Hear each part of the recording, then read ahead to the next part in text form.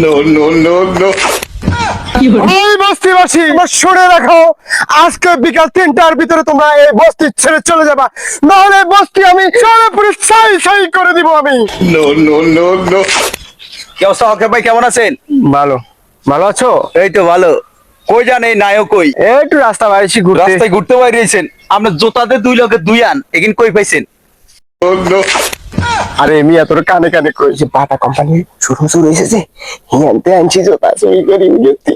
আপনি যখন চুরি করে এনেছেন আপনি আসছিলেন বেহুশ, বাট বাসাটাই আপনার কুইসা ছিলেন। তুই মনে করছ কেউ দেখতে না? তুই অনেক চালাক, তুই অনেক চালাক। যত চালাক হও না কেন, তোমার গোদের নিচে আছে। জোতা চুরি করছ বেশ ভালো কথা, করছতে আইনছতে, কিন্তু তুই এই সময় হুশ আসিল না, তুই বেহুশই করছ।